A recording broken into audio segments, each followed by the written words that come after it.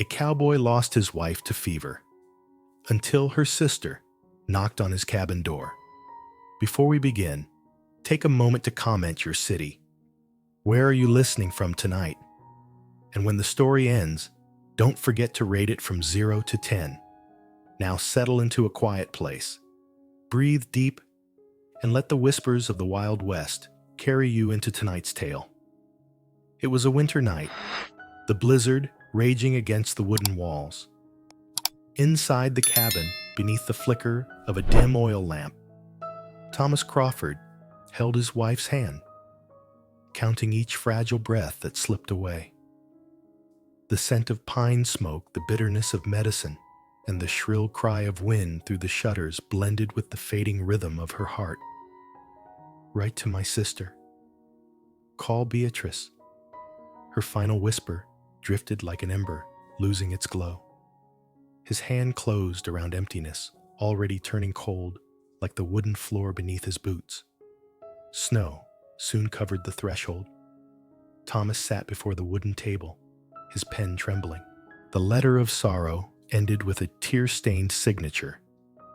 He blew out the lamp, and just then the story began. For soon a knock would sound at his door, carrying a miracle no one could have foreseen. White snow blanketed the valley of Pinerest.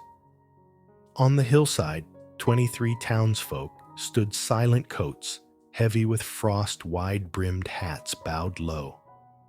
They gathered around a simple grave marked only by a wooden cross quivering in the wind. The pastor's voice rose steady, yet in Thomas Crawford's ears it faded into emptiness. All he could hear was the wind clawing through the valley, and the truth that his wife's hand would never again grow warm in his. The thick cloak on his shoulders could not shield him from the cold gnawing into his chest. His eyes fixed upon the fresh mound of earth, calloused hands gripping his cowboy hat, but no warmth came.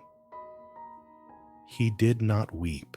This was a man who had survived dust storms, endured droughts, stared down the barrel of outlaws' guns, yet sat silent and undone before the loss of the small woman he could not save. After the burial, neighbors placed loaves of bread and salted meat into his hands, spoke clumsy words of comfort. Thomas nodded mechanical, as though absent. When the last figure faded into the snow, only the valley's whiteness and the new grave remained. Slowly, he made his way back to the cabin. Inside the wooden room, the oil lamp flickered against the writing desk. Thomas sat his arm trembling as the steel nib scratched across the paper. Ink blurred beneath tears he could not hold back. Dear Miss Beatrice Hammond, it is with profound sorrow. Each word pressed heavier upon his heart. The letter would travel to Boston, carrying grief to Elizabeth's sister, the woman who would never see her beloved sibling again. Outside, the storm raged on, yet inside, it was loneliness itself that buried a cowboy deeper than snow ever could. And from that trembling letter, fate began to carve a path no soul could have expected. Part 1. The Final Promise. That winter, the blizzard came sooner than any season before. Wind howled through the mountain passes, lashing against the cabin walls like a pack of starving wolves. Inside, the cold slipped through every crack, pressing the fireplace flame to flicker as if it might go out. Thomas Crawford sat close by the bed, his broad shoulders bent low, his rough hands holding tightly to the fragile hand of his wife. Elizabeth, the woman who had brought light into his life 8 years ago, was now but a pale shadow of herself. Her once clear blue eyes had grown dim, her breathing shallow and uneven, each effort to draw air sounding as if she were swallowing the storm outside. The scent of boiled medicine lingered in the air, willow bark, and bits of tree bitter and raw mingling with the smoke from the stove. A pan of water at her bedside had long since cooled. The damp cloth laid across Elizabeth's brow no longer eased the fever. The whole room was filled with the sound of wind, shrieking timbers creaking, and the ragged breaths of a soul slipping away. Thomas pressed his hand to her cheek, hot and wet with sweat. "Lizzie." His voice cracked heavy as falling rock within the mountain. Elizabeth's eyes fluttered, as if fighting to hold his gaze. Her dry lips trembled, and Thomas had to lean close to hear. "Promise me. I'm here." "What is it, Lizzie?" "Write to Beatrice, my sister. Call her here. If I don't make it." Thomas shook his head sharply, eyes brimming. "Don't say that. You'll pull through." The doctor said, "You know, there's no more hope." Her whisper was softer than the storm, yet heavier than the blizzard itself. "I trust she'll come. She promised before. You promise me, Thomas." Her frail fingers clung to his calloused hand, trembling like a flame about to die, still desperate to be held. Thomas bowed his head, pressing his lips to her hand. "I promise. I'll write. I'll call Beatrice here." A faint smile touched Elizabeth's lips, gentle as moonlight on snow. Then her breath caught long and still, as though the wind itself had stopped. Only the roar outside remained, and the pounding of Thomas's heart breaking in his chest. He did not know how long he sat there holding the hand that had grown cold, staring into the dark where the oil lamp burned low.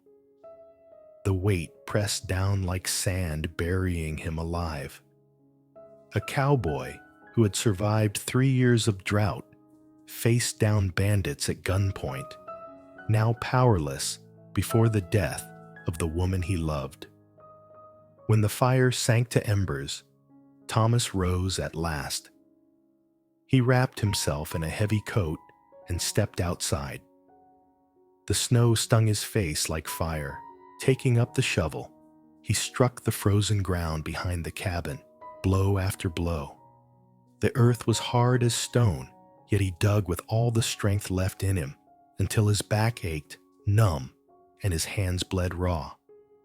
By dawn, he laid Elizabeth in the wool blanket she had once woven herself. Bending close, he whispered one last time, "I promise.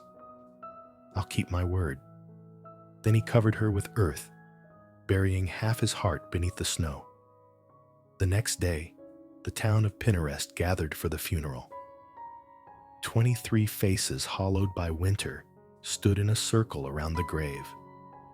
They listened as the pastor read from Scripture, though the wind howled so loud it drowned the prayer. A woman left a handful of dried flowers. A man pressed a loaf of bread into Thomas's hand and gripped his shoulder. Yet when they all drifted away, only one cowboy remained standing silent before the grave, like a lone post in the Valley of White. That night in the empty cabin, Thomas lit the oil lamp and sat at the desk. His large, trembling hand held the steel pen, and he wrote each word torn from his chest. "Dear Miss Beatrice Hammond, it is with profound sorrow that I must inform you of the passing of your sister Elizabeth."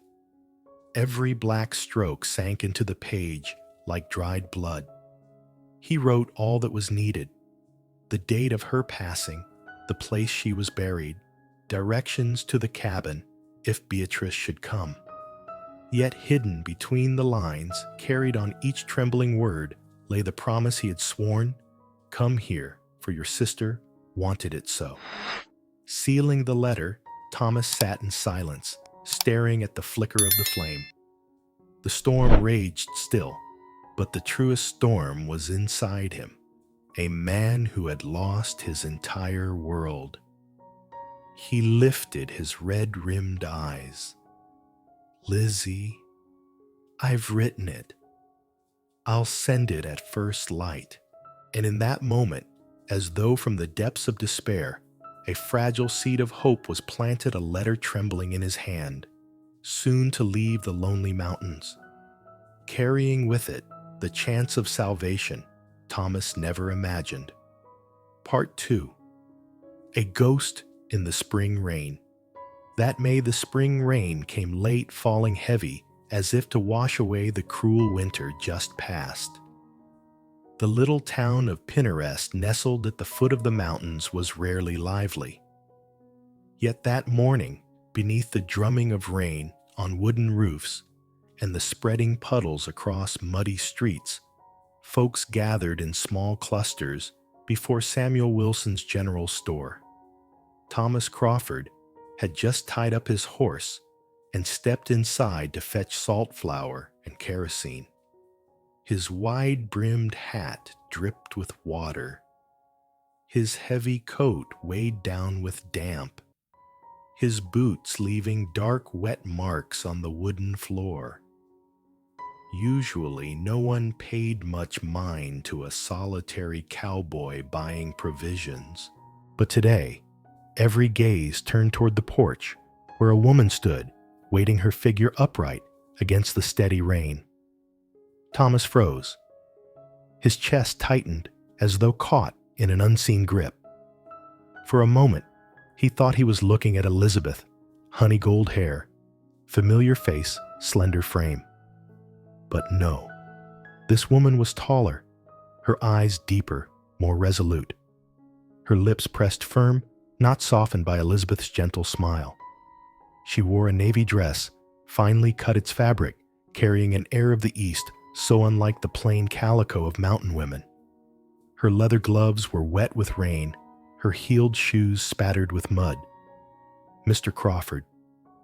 The voice was clear, but caught with a hint of grief. Thomas removed his hat, revealing rain-matted hair. His hollow face stilled. "Yes, I'm Crawford." The woman nodded lightly. "I am Beatrice Hammond, Elizabeth's sister." At her words, the air seemed to thicken. The sound of rain faded, leaving only the pounding of Thomas's heart. He swallowed hard, unable to meet her gaze, fearing those eyes might pierce the armor he had built around his grief. "Miss Hammond, I never thought you would come." Beatrice's hand tightened on the small leather valise she carried. "I received your letter. I had to come to see where my sister lived and where she rests." Curious eyes from the townsfolk lingered on them. Behind the counter, Samuel Wilson gave Thomas a nod, a quiet signal to take her away from the crowd. Thomas said nothing, simply stepped forward to take her bag. "My cabin's only 5 miles from here. If you'd like, I'll take you there." Beatrice inclined her head, her blue eyes steady as the rain-darkened lake. That look unsettled Thomas, both familiar and strange. He cast one glance toward the watching crowd, then helped her down the steps toward the waiting wagon. The road out of town was thick with mud wheels, sinking deep, creaking with every turn. Rain veiled the valley in a gray mist. Inside the wagon, the air was close silence drawn tight like a string. Beatrice sat straight-backed, hands folded in her lap, damp gloves resting neatly. Her gaze lingered on the passing hills through the window. Thomas stole glances when he dared.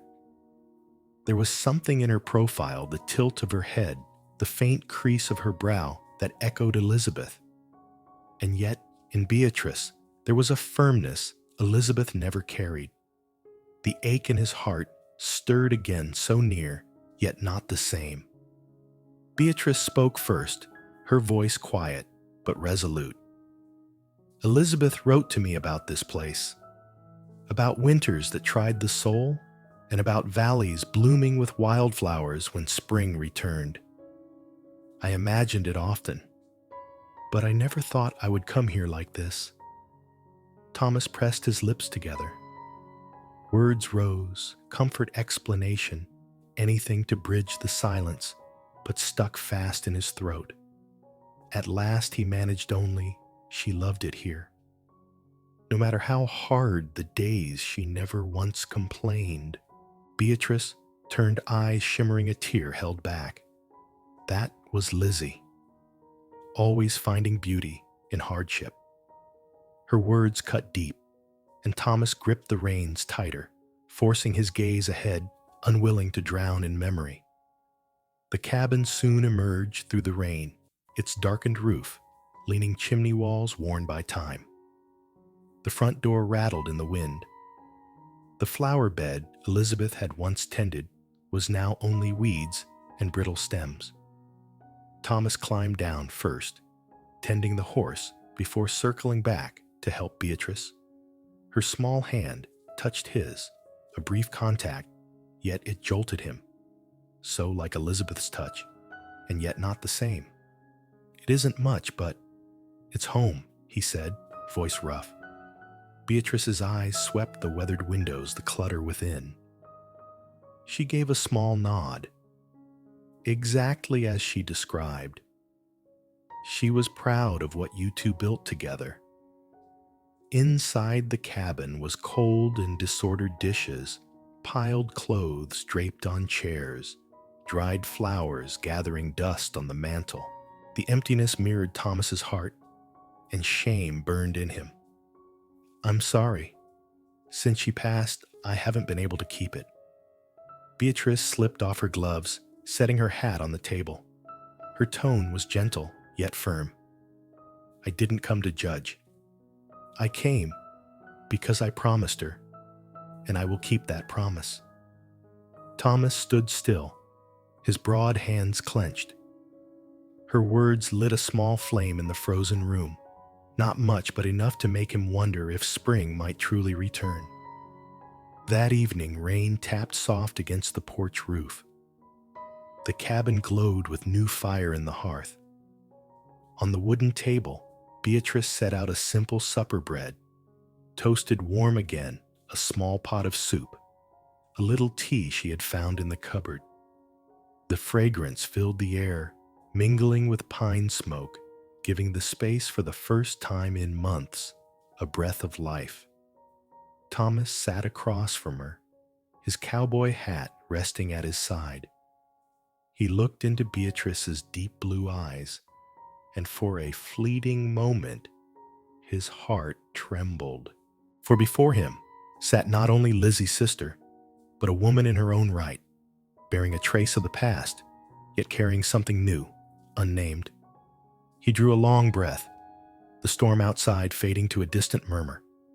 "Thank you for coming." Beatrice's smile was faint, warm, yet touched with sorrow. "I promised my sister I would, and I need to know if this place might become a part of me too."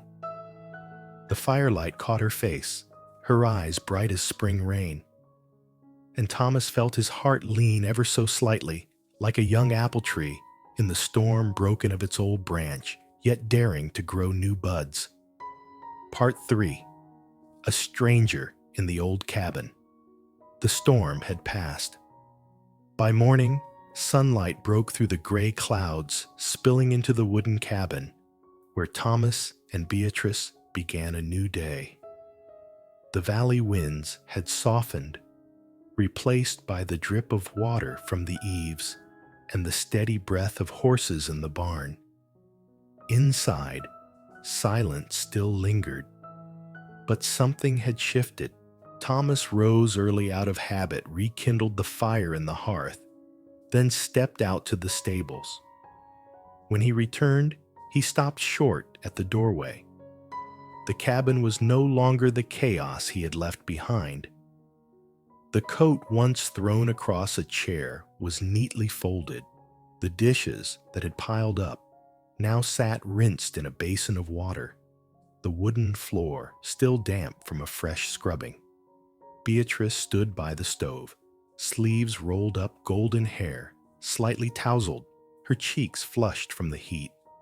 A warm fragrance filled the air, bread toasted crisp again, and a pot of porridge bubbling with bits of salted meat and onion. Thomas froze, broad hands clutching his hat. He could not remember the last time the cabin carried the scent of home-cooked food. Perhaps not since Lizzie first took ill. Beatrice turned, catching his gaze. "Good morning," she said, voice steady but light. "I thought this house needed to breathe again." Thomas swallowed. "You didn't have to do all this." "But I wanted to." She set the ladle down, motioning toward the table. "Sit. In a moment, there'll be a proper breakfast." Thomas sat uneasy. He was used to solitude, used to chewing stale bread or sipping old whiskey alone. To see a woman, Elizabeth's own sister, moving about his cabin as if she belonged, unsettled him with both surprise and strangeness. The porridge was ladled into earthen bowls, steaming hot. Bread browned and crisp on the side. Beatrice sat across from him, her face gentle, though her eyes stayed firm. "You need to eat better," she said. "You've grown thinner than when my sister last wrote to me." Thomas gave a faint, rare smile. "Lizzie always liked to embellish, make me sound stronger than I was. Truth is, I've never been much for fattening up." Beatrice paused, then let slip a small smile of her own. Unlike her sisters, it wasn't carefree. It carried the quiet edge of someone who had seen more of life. And somehow, that difference made Thomas feel at ease. They ate in silence, broken only by the scrape of spoons and the crackle of the fire. Each warm bite soothed not just his hunger, but the hollow ache that had lived in him for months. "Thank you," Thomas murmured. "I can't remember the last time I had a meal like this." Beatrice's eyes softened, though her tone held steady resolve. "From now on, let me handle it. 3 months may not be long, but it's enough for me to keep my promise to my sister." That whole day, Beatrice barely stopped moving. She dusted the shelves lined with books, scrubbed the table linens, carried clothes out to dry in the sun. The scent of soap mingled with pine wood and smoke drifting through the cabin. At first, Thomas busied himself outdoors, tending the horses, checking the fences. But each time he came back, the cabin was changed. A jar of wildflowers on the windowsill. The table cleared. The old chair scrubbed clean. By late afternoon, he returned to find Beatrice seated mending his forgotten shirt, the one that had hung loose on a chair for weeks. Sunlight spilled across the room, catching the neat, even stitches of her needle. He stood there, something rising in his chest. Elizabeth had once sat in that same place stitching his clothes. The memory struck both sharp and warm. Beatrice lifted her head, catching him watching. "Forgive me. I shouldn't assume. But you can't keep wearing torn shirts." Thomas shook his head, taking a seat beside her. "No need to apologize. I'm grateful." In that moment, the cabin no longer felt like a prison of grief. It became a place with the sound of steady stitching, the scent of fresh food, the presence of another woman. Not Elizabeth, but bringing a warmth of her own. Night fell, and Beatrice kindled the fire once more. Thomas sat at the table watching her shadow dance across the wooden walls. The image washed the cold dust from the room. She set a cup of tea before him. "You should sleep well tonight. Tomorrow will bring more work." Thomas lifted the cup, breathing in the faint herbal scent. His voice came low, rough. I've grown used to silence. But now, this cabin has sounds again. Breathing again. Feels strange. Beatrice tilted her head, her eyes steady and deep. Maybe it isn't the cabin that changed. Maybe it's you finally hearing it again.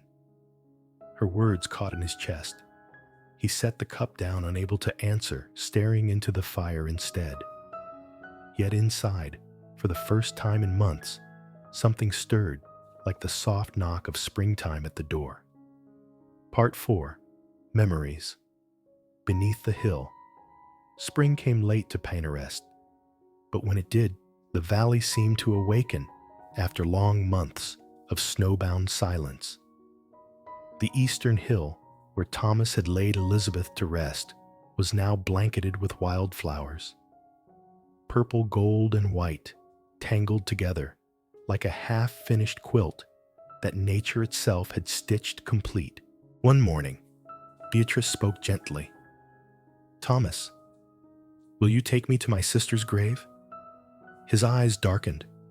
For weeks he had kept his distance, watching from afar, fearing that a closer step might reopen the wound still raw inside him. But her steady gaze held him, and he gave a slow nod. "Yes, let's go." They followed the narrow trail grass, damp with dewdrops sliding down their boots. Songbirds trilled, breaking the heavy silence between them. Midway up the hill, Thomas stopped to breathe, letting the wind carry the fragrance of wildflowers across his face. Before them stood the simple wooden cross carved with Elizabeth Crawford's name. Young grass curled around its base, dotted with violet blossoms trembling in the breeze. Beatrice moved forward as if returning to a familiar doorstep. She knelt, slipping off her gloves, and laid a fresh bouquet of wildflowers at the marker. Her fingers traced the rough carving, then reached into her dress pocket for a small notebook. Thomas recognized it, a book of poems. Her voice rose not loud but clear, carrying above the wind. Death is not an ending, but only a door to another room, where laughter can still be heard, where love never fades. Thomas froze. Those were the very lines Elizabeth had once read to him on winter nights, while fire crackled in the hearth and snow buried the porch. Hearing them again in Beatrice's voice was like a needle piercing straight through the hardened shell of his heart. He turned away, not wanting her to see his reddened eyes. But even with his back to her, he could hear the tremor in her reading, feel the quiver in her breath, and then the silence breaking into a stifled sob. Beatrice closed the notebook and bowed her head for a long while. Her shoulders trembled, though she uttered no sound. Only when she touched the foot of the cross did her eyes brim over, quiet tears falling without restraint. Behind her, Thomas gripped his cowboy hat tight. He longed to step forward to rest a hand on her shoulder, but his feet felt nailed to the ground. And in that still moment, he understood. Though they had come from different worlds, they now stood bound by the same grief. Elizabeth, his wife, her sister, was the thread that tied their wounded hearts together. At last Beatrice rose. Her eyes were red, yet calm, as if she had weathered a storm within. She always believed beauty could be found even in sorrow. And she was right. This place, it's beautiful. Thomas could only nod. Words failed, but in his gaze lay a truth I understand. They sat on a stone nearby. From that perch, the whole valley lay open below the wide meadow, and the small cabin tucked within it a wooden box adrift in a sea of green.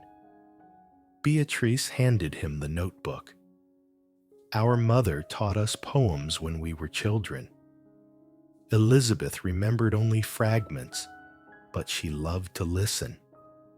I've carried this with me, always knowing one day it would matter, Thomas flipped through the pages, the careful loops of handwriting stirring memories. A verse pulled him back to a summer night, Elizabeth laughing as she stumbled over rhymes just to tease him. His chest ached, but not with pain alone. A warmth came too, the comfort of sharing a memory that was no longer his alone to bear. He returned the book gently. "Thank you for bringing it here." Beatrice's eyes drifted across the meadow, her voice softening. "I feared coming here would only bring ruin. But instead, I feel peace, as though she lingers still in the wind, in the flowers." Thomas said nothing. A tear slipped down, vanishing into his stubbled beard. He let it fall, no longer fighting it. When they returned to the cabin, something between them had shifted. No longer strangers forced under one roof, but two hearts bound in silence by memory. While Beatrice stoked the fire in the kitchen, Thomas stood on the porch, gazing at the clear sky breaking open after rain. And for the first time in many months, his memories of Elizabeth were not shaded only in black. They held the green of the meadow, the purple of wild violets, and the echo of poetry on the wind. And deep within, he knew from that memory a new seed of life had been sown. Part 5. A season of planting. Morning in Pinerest began with the cracked crow of a rooster echoing from a distant pen. The May sun fell gentle, its rays slipping through the cabin window, glinting across a wooden floor still scented faintly of soap from the day before. Thomas stepped onto the porch, breathing in the damp earth after rain. Spring air carried the fragrance of young grass, softening the smoke that lingered from last night's fire. Beatrice was already awake. She stood in the old garden, once Elizabeth's pride, now overrun with weeds and brittle vines. Hollowed stalks of beans leaned like forgotten skeletons.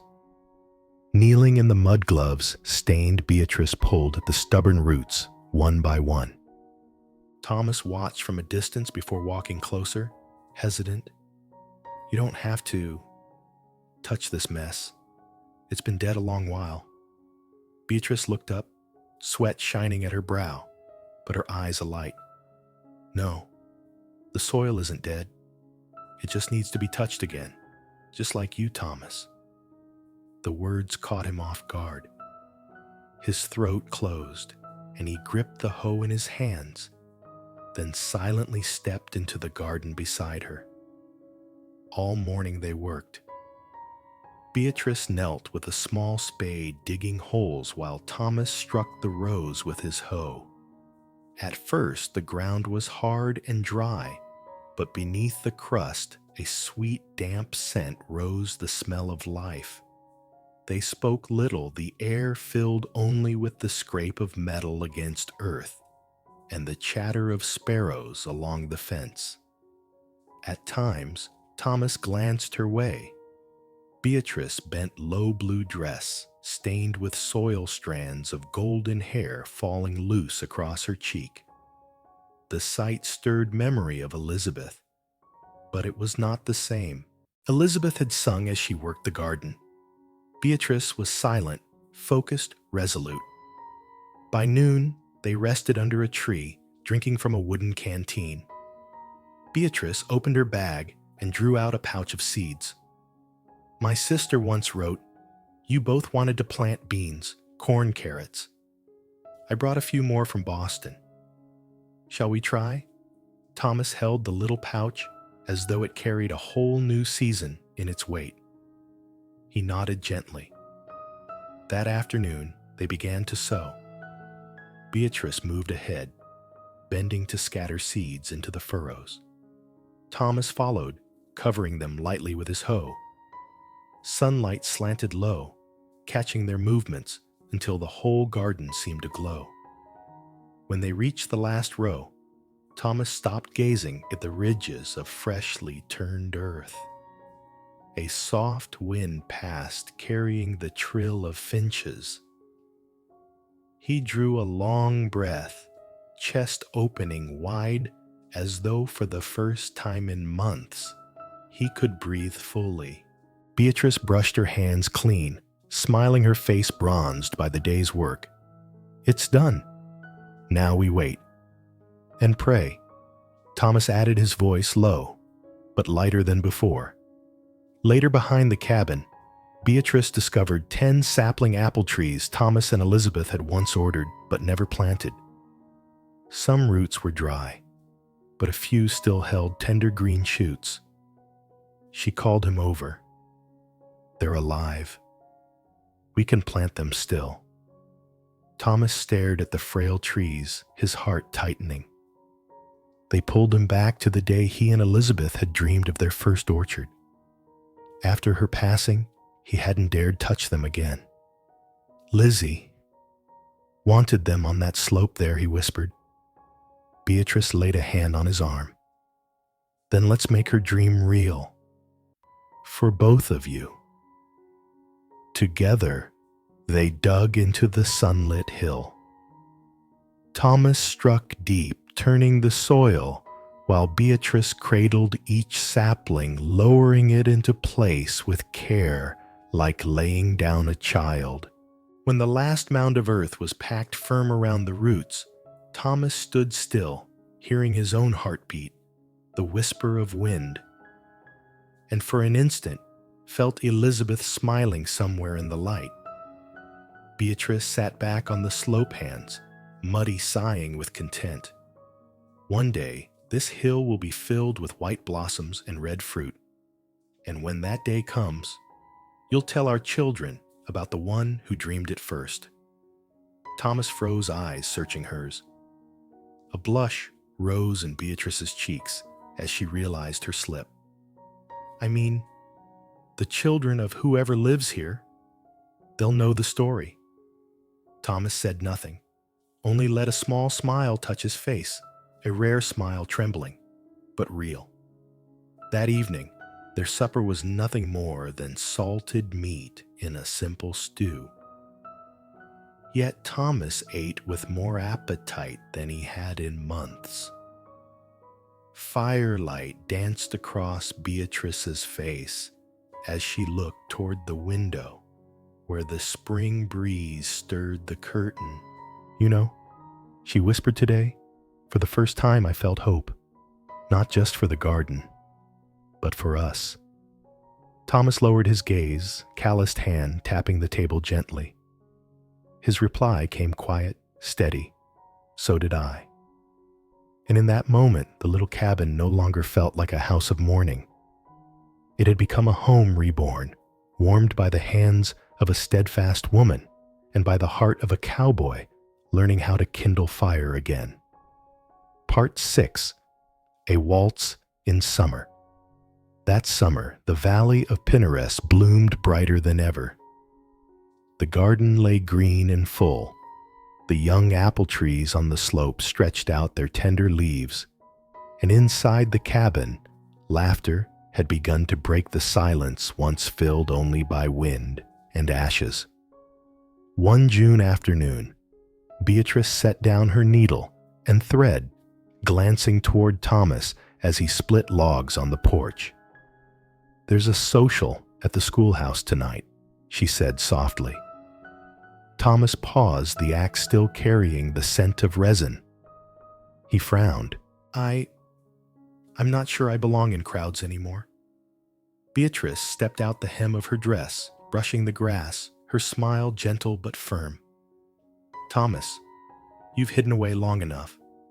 The town still remembers you, and my sister. She would want you to return to them." He met her deep blue gaze, where encouragement mingled with remembrance. After a moment, he nodded. That evening, the little schoolhouse glowed with lantern lights strung along the porch.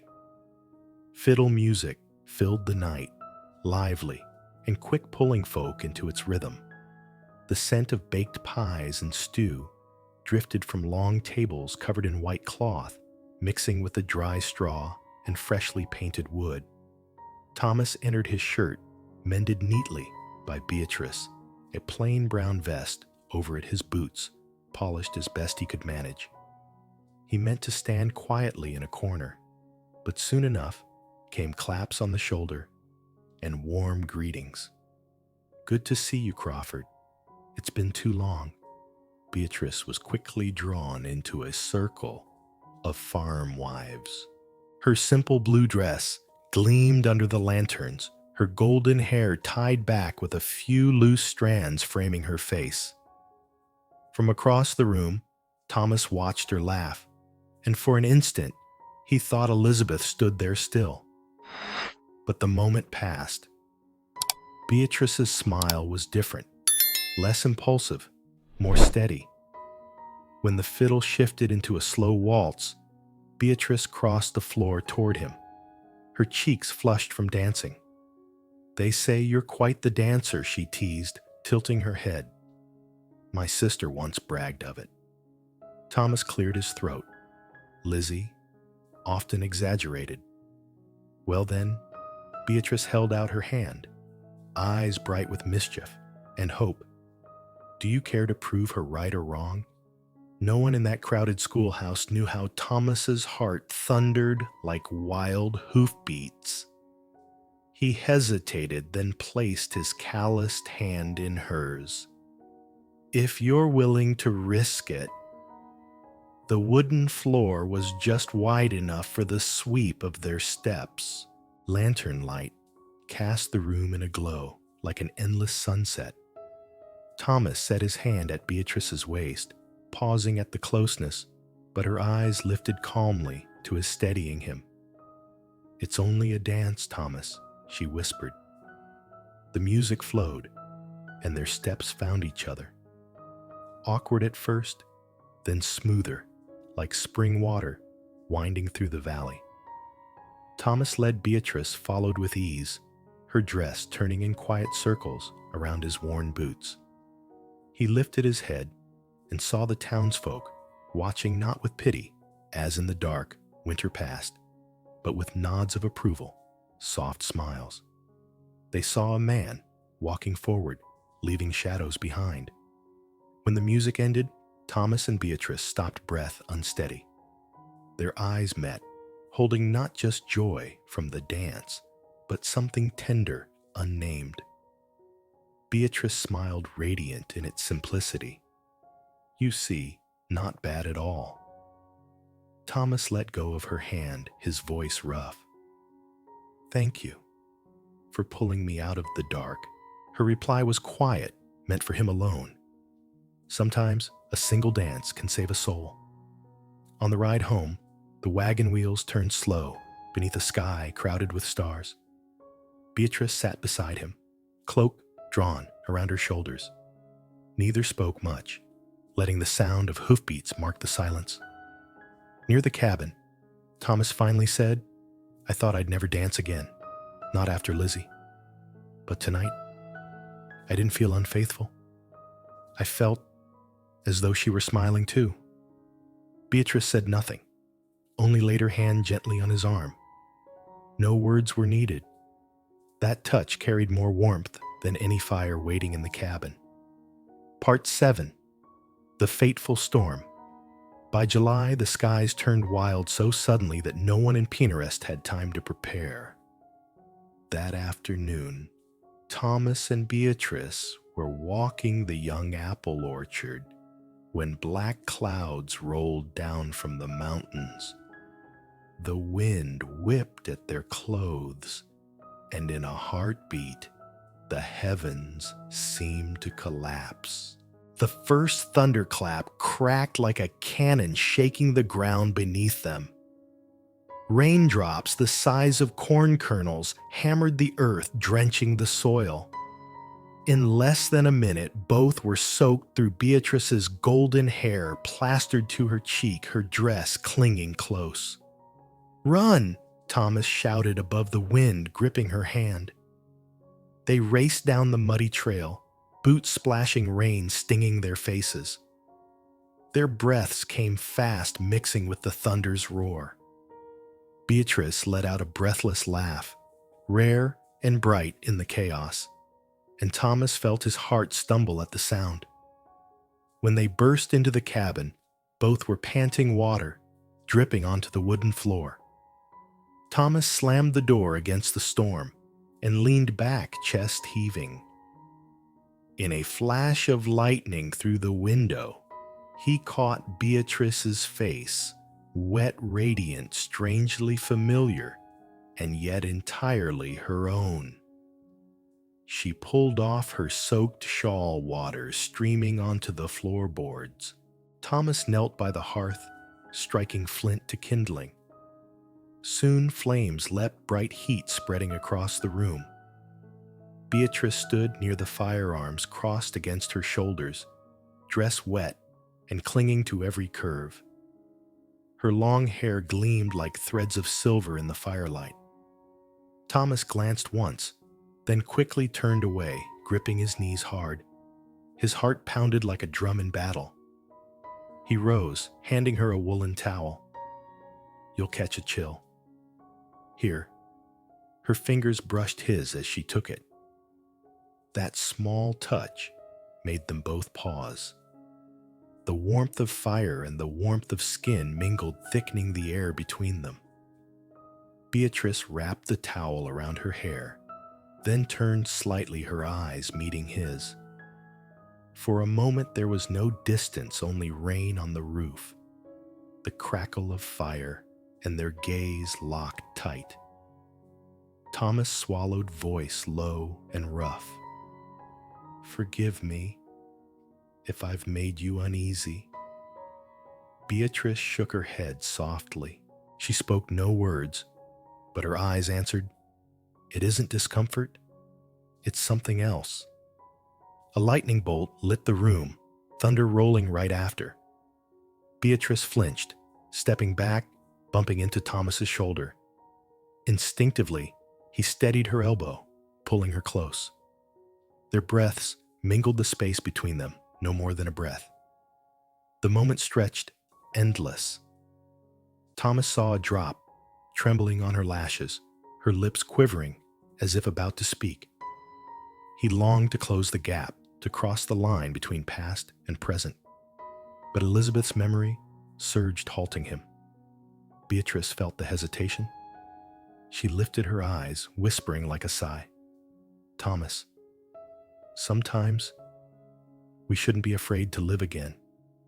The words struck like thunder inside him. He drew a long breath, then asked, instead of reaching for her, "If I took that step, would you be ready?" Beatrice pressed her lips together, then nodded, her cheeks burning in the firelight. But Thomas only handed her another towel. "Change into something dry. Drink some hot tea. I won't let you fall ill." Beatrice looked at him, her eyes carrying both disappointment and gratitude. She took the towel and slipped into the small room. Thomas sank into a chair by the firehead, in his hands, heart racing. He knew then the moment had changed everything. They were no longer strangers, no longer only the widower and the sister. Between them now burned something new, dangerous, unsteady, yet full of life. When Beatrice returned in a dry dress, her hair braided down her back, Thomas had already set tea on the table. She sat opposite him, cradling the steaming cup. Neither spoke of what had passed by the fire, yet both knew it would echo on like thunder, lingering long after the storm had gone. Outside, the summer storm faded. Inside, another storm had just begun. Part 8, a proposal in the night. Outside, the summer storm had passed, leaving the valley drenched with the scent of wet earth and damp forest leaves. The wooden cabin lay quiet in the still night, lit only by the hearth fire flickering bright. Its orange glow danced across the walls, stretching the shadows of two figures, weaving them together. Thomas sat at the wooden table, his rough hands clasped tight, his eyes fixed on the flames, though his thoughts wandered far. All day his heart had been pulled by a force he could no longer ignore. Beatrice, in her simple dress, folded a dry towel by the chair. Her hair, still damp, was braided into a long plait that shimmered like golden thread in the firelight. Silence pressed around them, not the silence of distance, but the silence heavy with words unsaid. Thomas drew a long breath, his voice rough and low. Beatrice. She lifted her gaze, her deep blue eyes catching his, and his throat tightened. I don't know where to begin. Thomas rose, pacing a few steps toward the fire, running a hand through his damp hair. Since you came, this house has been different. No longer only shadows and grief. You brought the fire back to this place, and to me. Beatrice stayed quiet, her hands clutching her dress, her heart racing like hooves on open ground. Thomas turned, his eyes glistening in the firelight. He stepped closer, voice trembling but firm. I thought I'd spend the rest of my days with nothing but Lizzie's memory, never daring to dream beyond it. But then you came, not to replace her, but to remind me that life still moves forward. And tonight, I can't keep silent any longer. He stopped before her, tall, yet shaking like a young man confessing his first love. He reached out gently, taking her hand, small, strong, carrying the scent of earth and soap. Don't leave, Beatrice. Stay here. Not just to help me, not just because of your promise to your sister, but because I need you. I want you to be my wife. Beatrice froze, eyes brimming. Her lips parted, but no sound came. The cabin seemed to hold its breath, broken only by the pop of wood in the fire. Her voice trembled at last. Thomas, are you certain I am Elizabeth's sister? The town may never understand. And in your heart, you still carry fear. Thomas tightened his grip, his own voice breaking yet resolute. I will always love Elizabeth. That love is part of me. But I know this Lizzie would never want me to wither in loneliness. She loved life, and she loved you. I believe if Lizzie could see us now, she'd smile. A tear slid down Beatrice's cheek. She shook her head softly, her voice cracking. I'm afraid I'll always live in her shadow. I don't want to be compared, don't want to be a copy. Thomas bent low, meeting her eyes with steady fire. No, I don't want another Elizabeth. I want Beatrice. The strength in your hands that revived this garden. The eyes that reminded me I'm still alive. I'm not asking you to take anyone's place. I'm asking you to build something new. With me, a home of our own. Again, silence filled the room. But this silence carried the thundering of two hearts and the fragile tremor of hope. Beatrice looked down at his hand holding hers. In it, she felt not just the strength of a cowboy, but the raw vulnerability of a man bearing his soul. She drew a deep breath, tears drying on her cheeks. Thomas, I don't know what the future holds, but my heart has changed since the day I came here. I found something in you, something I cannot deny. Thomas's shoulders shook, his broad frame trembling. He whispered, voice barely more than the wind. Then, will you stay? Stay? As my wife Beatrice gave no words, only a trembling nod, her smile breaking through tears. Thomas exhaled as though a mountain lifted from his chest. He raised her hand, pressing a reverent kiss upon it. The fire cast their shadows tall across the cabin wall. Two souls once bound by loss, now bound by a promise of beginning again. Outside, the wind had stilled. Inside, a home had just been pledged, sealed with words trembling yet full of hope. Part 9. A wedding beneath the Wildflower arch. September swept into the Pinerest valley, wearing the golden cloak of maple leaves and carrying the scent of ripe grain from the meadows. The breeze brought with it the fragrance of fresh straw, the song of crickets, and the hurried steps of townsfolk preparing for winter. But today, on the homestead of Thomas Crawford, the valley paused for another reason: a wedding. Thomas had built the wooden arch with his own hands, setting it on the hillside that looked down over the valley and the young apple trees planted that spring. Under the care of the women from town, the rough beams were twined with green vines and late-blooming wildflowers, golden daisies, violet blossoms, and soft white reeds. Their sweet fragrance floated on the cool morning air. Inside the small cabin, Beatrice stood before an old wooden mirror. Her golden hair was pinned in a simple bun, with a few loose strands softening her face. She wore a pale blue dress, not white, but the color of late summer skies, stitched by her own hands during quiet nights. Tucked into her hair were a few small flowers gathered from the slope. Her heart raced as she gazed at her reflection. This was not the beginning she once dreamed of back in Boston as a school teacher, but it was the beginning her heart had chosen. Outside, neighbors gathered.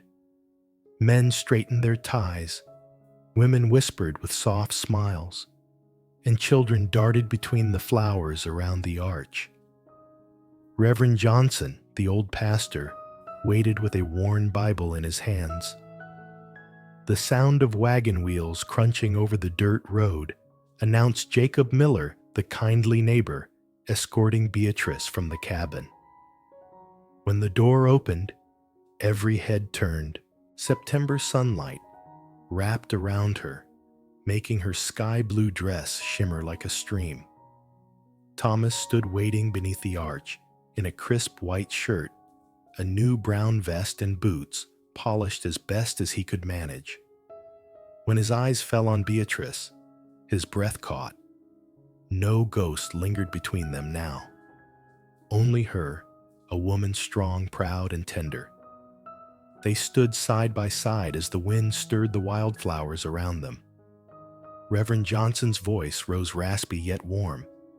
Marriage is a promise before God and before this community.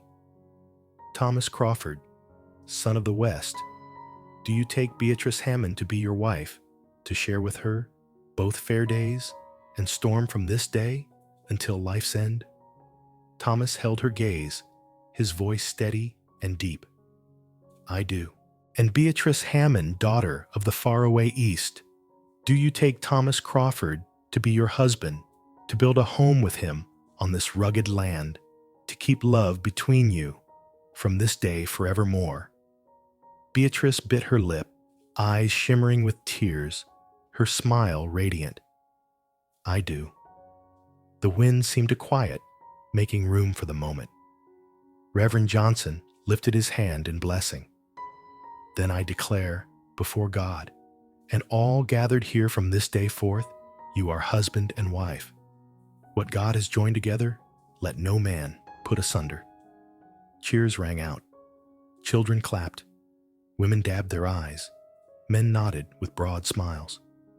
Thomas leaned down and kissed Beatrice gentle, steady, without hesitation or fear.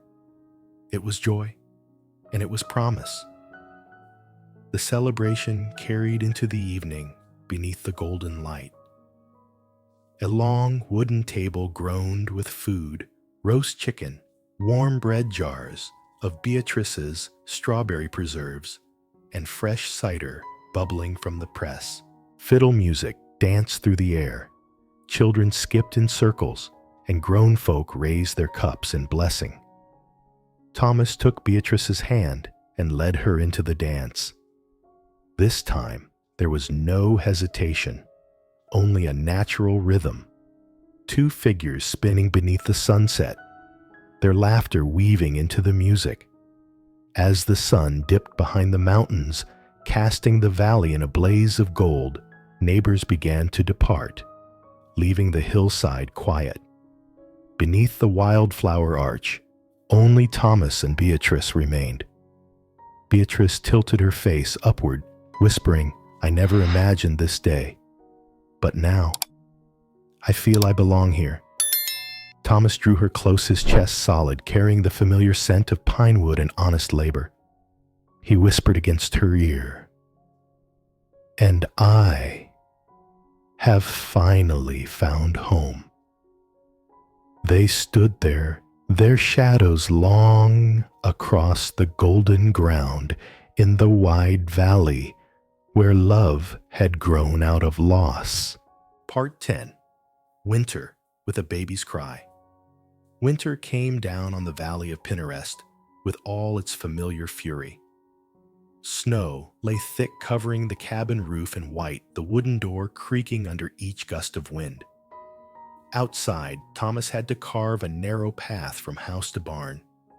But inside the cabin glowed with firelight like a red heart beating in a sea of ice. That night, the blizzard raged wind, howling long like a pack of lost wolves.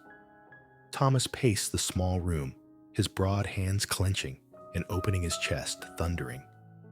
Beatrice lay on the bed, her face pale damp with sweat, but her blue eyes burned bright with determination. Beside her, Mrs. Miller, the seasoned neighbor, murmured steady instructions. "Breathe deep, dear. Now push with all you have." Beatrice's cry broke out, mingling with the storm outside. Thomas felt his heart split, torn between helplessness and fierce devotion. He had faced outlaws, stared down drought and storm, but here in his wife's pain, he could only clutch her hand, whispering, "I'm here, Beatrice. I'm not leaving you. You're strong. You can do this." Pain followed pain. Time seemed frozen in the storm. Firelight painted Beatrice's weary face, yet she did not falter. At last, after one long cry, a new sound pierced the night, the sharp, high wail of new life, louder than the blizzard itself. Thomas froze, tears streaming hot. His broad shoulders shook as Mrs. Miller lifted the tiny child into the air. A girl, strong and rosy. She wrapped the baby in a woolen blanket and placed her into Beatrice's trembling arms. Beatrice wept, holding the little one close. Thomas sank beside her, brushing his rough hand against the child's small face. Downy golden hair crowned her head. Her tiny lips pursed after the storm of her first cry. Through her tears, Beatrice whispered, "Thomas, look, our daughter." No words came, only a choked sob as Thomas touched the baby's hand, so small against his calloused fingers. Mrs. Miller quietly stepped back, leaving them their moment. Thomas kissed Beatrice's forehead, voice breaking. "Thank you for bringing her here, for bringing life back to this place." Beatrice's whisper was thin as wind yet strong. "We'll name her Thomasa Elizabeth, for my sister, and for you." Thomas bowed his head, repeating the name with trembling lips. Thomasa Elizabeth Crawford. Outside, the wind still roared, but within the cabin, a baby's cry filled the night warmer than any fire. All through the storm, Thomas did not sleep. He sat beside the bed arms around Beatrice and their newborn daughter.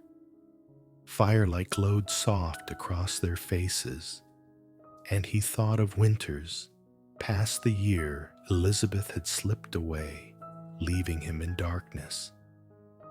Now, another winter had come, but this one rang with breath, with love reborn. He whispered almost a prayer, "Lizzie, if you're watching from somewhere, know this, the love you left behind still lives, and tonight it has given me a new home." Beatrice turned weary but smiling. I believe she knows. And I believe this is only the beginning. Thomas nodded, drawing them close. Outside, the storm still raged, but within the cabin stood a fortress of love, kindness, and a child just born. A year later, spring returned to Pinerest with tender mercy.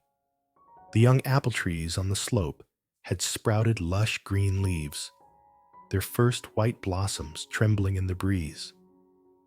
The air was sweet with freshness, buzzing with bees heralding a true new season. In the orchard, Thomas held their daughter, now chubby and golden-haired, her blue eyes wide with wonder. Little Thomasa Elizabeth laughed, tiny hands reaching for the drifting petals. Thomas pressed her close to his chest, his heart softening. Each breath she drew was proof that life endured even after the hardest winter. Beatrice stepped from the cabin with a small basket of warm bread. Her cotton dress caught the sunlight, her face radiant. She paused at the sight of her husband and child beneath the blooming trees. It felt like a dream she had never dared to imagine back in Boston. Thomas turned, offering her a smile, the deep, steady smile of a man who had lost everything and found his home again. She came to his side, laying her hand on his shoulder. "Do you think Lizzie would like it here? The first apple blossoms?" Thomas's voice roughened with feeling. "I believe she would. And I believe she's watching." That afternoon, they walked the familiar path up the hill. Thomasa Elizabeth lay wrapped in a wool blanket in Beatrice's arms, cooing softly. Wildflowers lined the trail, purple and gold, weaving together in the spring breeze.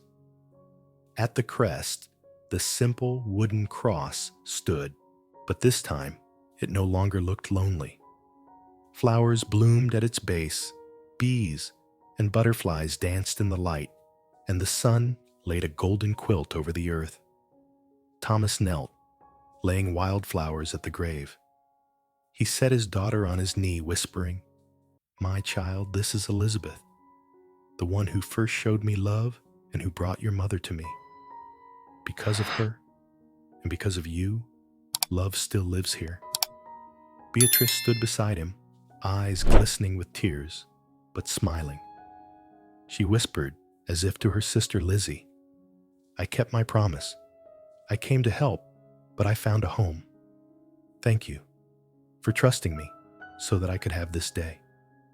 The wind stirred the grass like an answer carried from far away.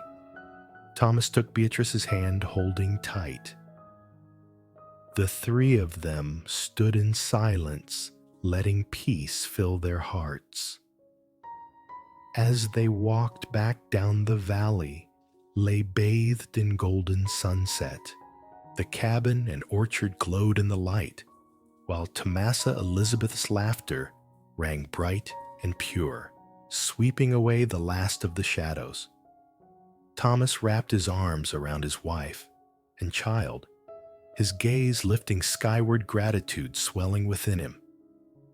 A year ago, he thought his life had ended. Tonight, he knew from loss, love can take root again.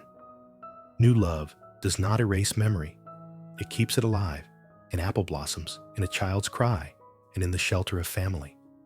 From loss, love can bloom. New love does not erase memory. It makes it live forever. If this story touched your heart, leave a comment with your city and rate it from 0 to 10. And don't forget to subscribe for the next healing love story of the Wild West.